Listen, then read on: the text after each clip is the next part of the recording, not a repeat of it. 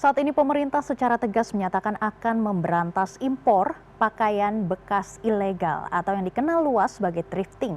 Presiden Prabowo Subianto bahkan menyampaikan bahwa larangan ini adalah bagian dari strategi besar mengembangkan produk lokal dan mengarahkan masyarakat untuk mendukung 1.300 merek lokal. Namun di lapangan, fenomena thrifting masih terus hidup dan menarik minat masyarakat terutama kalangan muda. Dan untuk mendalami dampak thrifting sudah bergabung melalui sambungan virtual Sekretaris Asosiasi Pedagang Thrifting Indonesia Muhammad Wido Fahlevi. Selamat siang Mas Wido, bagaimana kabar Anda?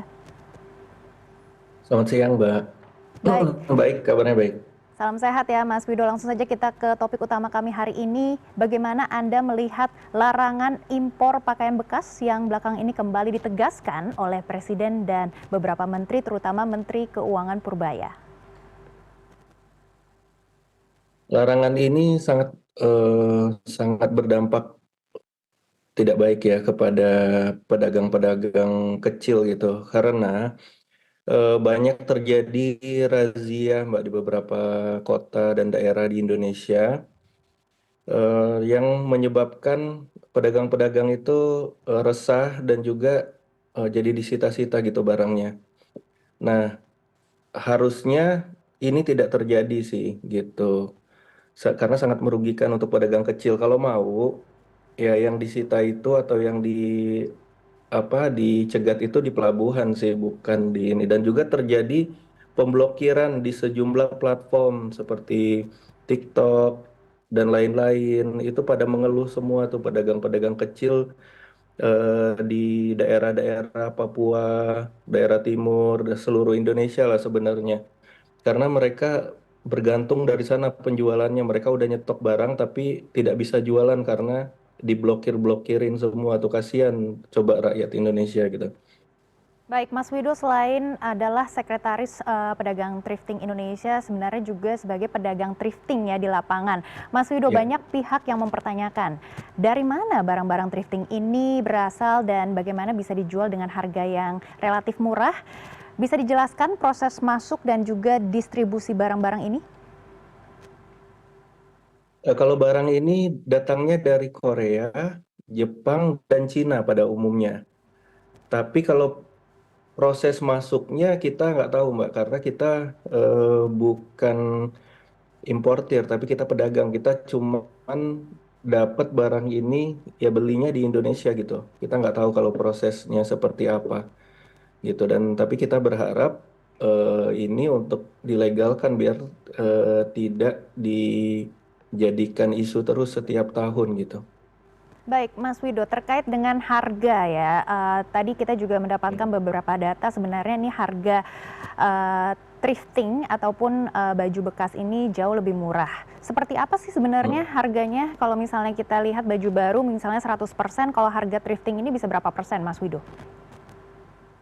Harga thrifting itu bisa kurang dari 50% lah harganya sebenarnya. Tapi gini, Mbak, sebenarnya eh, tidak berkaitan karena segmennya berbeda antara thrifting dan juga pakaian baru. Kebanyakan dari 100 orang yang suka sama thrifting tuh paling cuman 5%. Karena yang lainnya pasti nggak mau itu beli baju thrifting, pakai baju thrifting, mereka jijik gitu pakainya. Seperti itu. Jadi berbeda banget. Yang mengganggu sebenarnya itu barang impor Cina jadi sih sebenarnya, bukan bukan thrifting. Baik, baik. Tentunya ini sekarang pemerintah menyoroti dampak negatif thrifting terhadap industri tekstil lokal. Bagaimana tanggapan Anda terkait dengan industri lokal ini? Apakah memang berdampak buruk atau sebenarnya tidak terlalu terdampak? Tidak terlalu berdampak harusnya karena berdasarkan data kemarin dari Bank Adiana Pitupulu itu impor Cina baru yang ilegal itu sekitar 780.000 ton. Sedangkan impor pakaian thrifting itu cuman 3.700 ton, 0,5% dari konsumsi di Indonesia gitu. Jadi sangat tidak berpengaruh sih harusnya. Baik, seperti itu. baik. Apakah asosiasi Anda juga memiliki data kontribusi ekonomi dari aktivitas thrifting ini, misalnya penyerapan tenaga kerja ataupun omset UMKM? Ya, berdasarkan data dari Kementerian UMKM sendiri, penjual thrifting itu 900.000 se-Indonesia, berdasarkan data dari UMKM, Kementerian UMKM ya. Tapi 900.000 itu berdasarkan data kami itu sekitar 7,5 juta.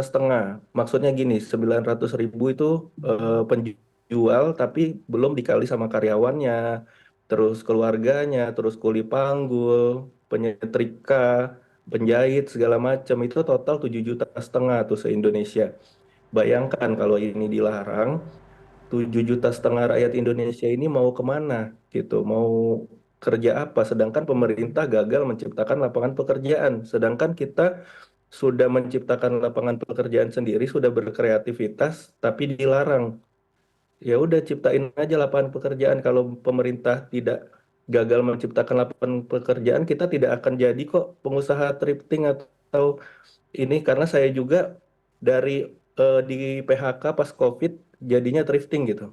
Seperti Baik, itu, Mbak. baik Mas Wido, ini menarik sekali ya, kita gali lebih dalam. Tadi Anda menyebut ada 7,5 juta orang yang tergantung dengan industri thrifting ini, tapi pemerintah juga menyebut apakah industri thrifting ini juga bisa dialihkan ke merek-merek lokal, karena kita juga mempunyai 1.300 merek lokal yang mungkin juga bisa bersaing dengan baju-baju thrifting ini. Bagaimana pendapat Anda? Apakah nantinya thrifting industri ini juga bisa beralih ke merek lokal?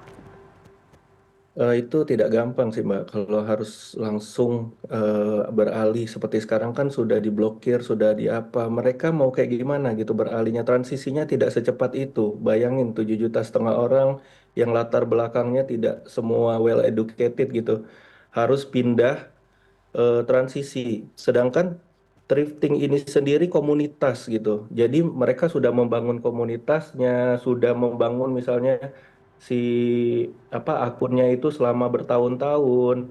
Pangsa pasarnya orang-orang menengah ke bawah, tiba-tiba harus berjualan barang-barang 1.300 brand Indonesia ini yang mungkin segmennya berbeda, harganya berbeda, jenisnya berbeda, sangat sulit gitu. Kalau dikasih waktu oke, tapi kalau mendadak langsung di stop kayak gini sangat tidak tepat sih Baik Mas Wido, menurut apa kita. yang memperbedakan baju-baju thrifting, fashion thrifting dengan merek-merek brand lokal? Apakah kualitasnya, ataupun ada logonya, atau mereknya, harganya seperti apa, Mas Wido?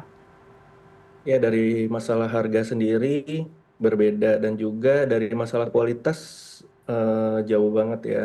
Kayak apa thrifting dan lokal di lokal saya kayak gini Mbak, kami tidak apa tidak benci lokal. Saya pun sebagai pedagang thrifting memakai lokal gitu. 90% di lemari saya itu barang baru juga, nggak barang thrifting semua. Gitu. Kami tetap beli baju-baju baru kok. Seperti itu. Jadi ya nggak harusnya tidak tidak ber, ber ini gitu. Baik, baik. Mas Wido, terakhir, menurut Anda solusi yang ideal seperti apa agar aspek perlindungan produk dalam negeri ini bisa berjalan seiring dengan keberlangsungan ekonomi para pelaku thrifting? Sebenarnya yang harus dibenerin itu banyak banget untuk industri lokal dari hulu ke hilir. Pemerintah harus support, harus melakukan edukasi. Gimana sekarang trennya untuk apa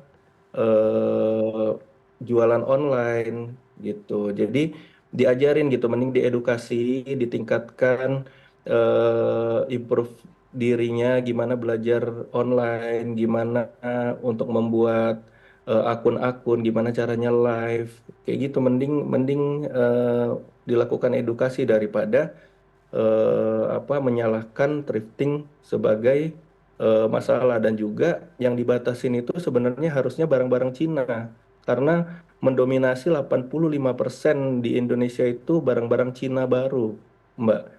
Kita Baik, nggak bisa bersaing karena barang-barang Cina gitu. baik, baik. Jadi sebenarnya Mas Wido dan juga asosiasi ini sebenarnya sudah tahu masalahnya di mana. Apakah juga ada upaya bertemu dengan pihak perwakilan pemerintah dan juga berdiskusi langsung? Kemarin kita baru ketemu sama DPR kan, rapat dengar pendapat, dan juga dari DPR responnya sangat bagus mendukung masyarakat kecil, dan juga mereka akan memanggil, Komisi 11 itu akan memanggil dari pihak pemerintah untuk berdialog dengan pengusaha thrifting dan DPR RI itu sendiri.